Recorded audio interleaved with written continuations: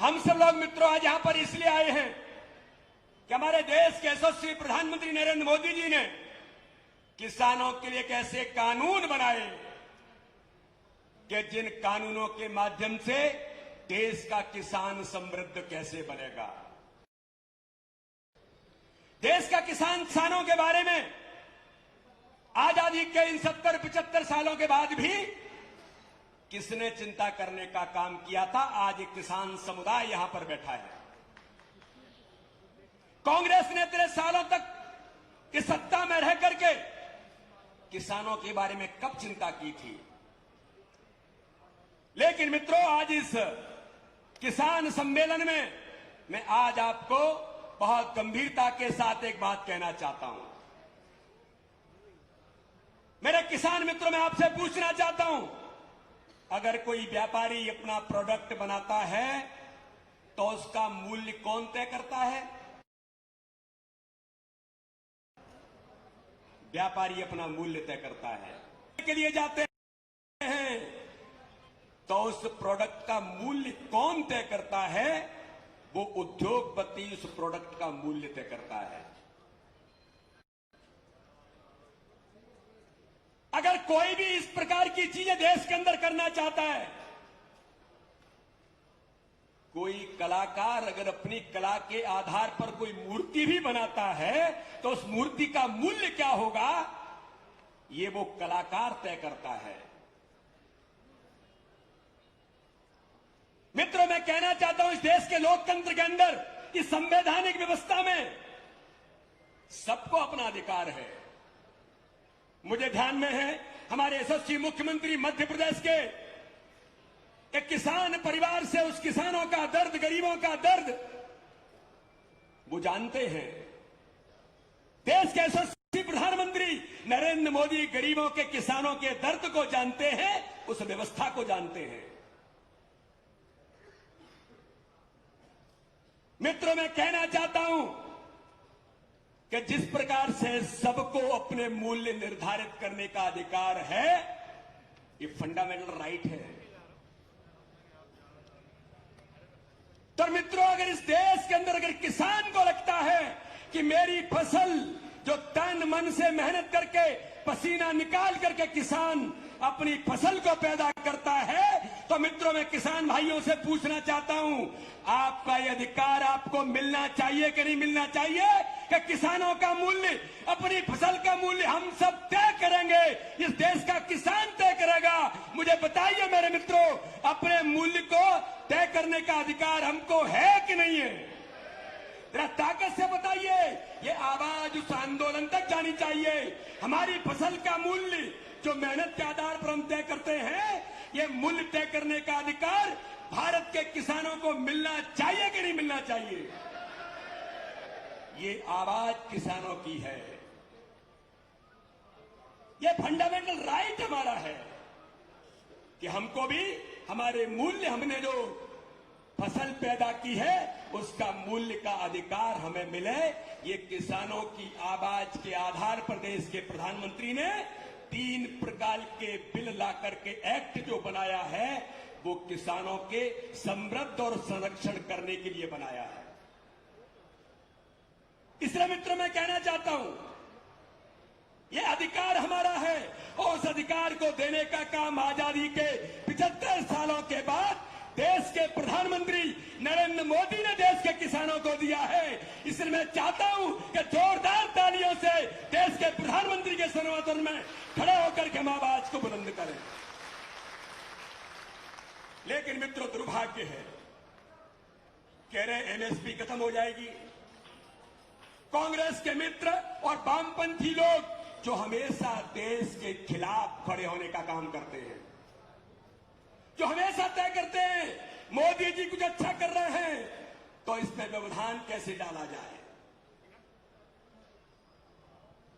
कैसे होने वाले देश के लिए अच्छे कामों को रोकने का प्रयास किया जाए, ये कांग्रेस के मित्र तथा कथित वामपंथी उनके पुराने मित्र हैं। हमेशा से वो यही काम करते रहे हैं। तो मित्रों, आज मैं इस किसान सम्मेलन के अवसर पर कहना चाहता हूं कि पूरे देश के अंदर जो एमएसपी की बात करने का प्रयास कर रहे हैं, पूरी तरीके से देश के अंदर किसानों को भ्रमित करने का प्रयास एमएसपी पर कर रहे हैं। हमारे देश के कृषि मंत्री माननीय नरेंद्र सिंह जी ने कहा कि एमएसपी थी, एमएसपी है और एमएसपी रहेगी। मंडियां खत्म हो जाएंगी, मंडियों के अंदर किसान अपना फसल को बेचने के लिए नहीं जा सकते। कितना सफेद झूठ बोलने का काम कांग्रेस के मित्र देश के अंदर किसानों के बीच करने का प्रयास कर रहे हैं। मित्रों, मैं कहना चाहता हूं, माननीय मुख्यमंत्री किसान पुत्र हैं, मैं भी एक छोटे से किसान का बेटा हूं।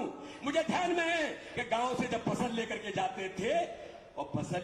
जाते थे और जब मार्केट में जाकर के आड़तिया के पास पहुंचते थे, आड़तिया कहता था ऐसे करके 1 2 3 ये आपकी कीमत तय हो गई, किसान को पता ही नहीं है। अरे भैया, जब इस प्रकार का किसान का अधिकार, क्या वो किसान वो स्वतंत्र होगा, मुझे कीमत मेरी सरकारी कीमत पर मंडी के अंदर मिलेगी, मुझे कीमत मेरे गांव के अंदर अगर कोई व्यापारी आकर के मेरी कीमत पर खरीदना चाहता है और मुझे प्रदेश के बाहर भी किसी मंडी में उचित मूल्य मिलेगा, यहां से ज्यादा मिलेगा तो वहां बेच करके जाकर के ज्यादा मूल्य प्राप्त करूंगा। ये इस कानून के अंदर अधिकार किसान को देने का काम माननीय प्रधानमंत्री ने किया है। अरे मेरे घर के अंदर कोई व्यापारी आकर के मुझसे करार करता है तो उस करार के अंदर मुझे कीमत मूल्य मेरे मन के अनुसार मिलेगी।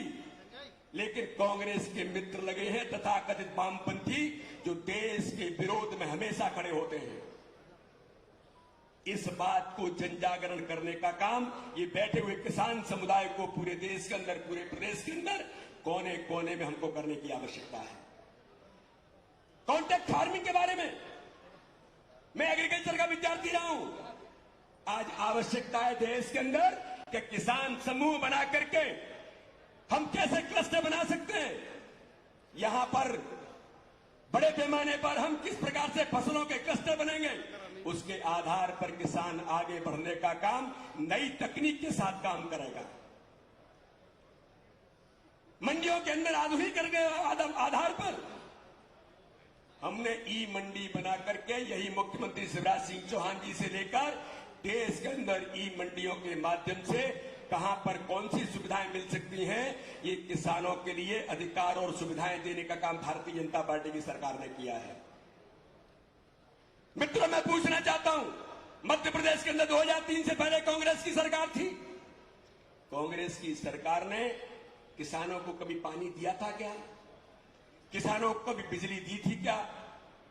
लेकिन यही भारतीय जनता पार्टी की सरकार जब शिवराज सिंह चौहान के नेतृत्व में बनती है मित्रों, तो मुझे गर्व है कहने में, जहां 7 लाख हेक्टेयर सिंचाई होती थी, भारतीय जनता पार्टी की सरकार ने शिवराज सिंह चौहान के नेतृत्व में 40 लाख हेक्टेयर से ऊपर सिंचाई दे करके किसानों को सुविधा दी।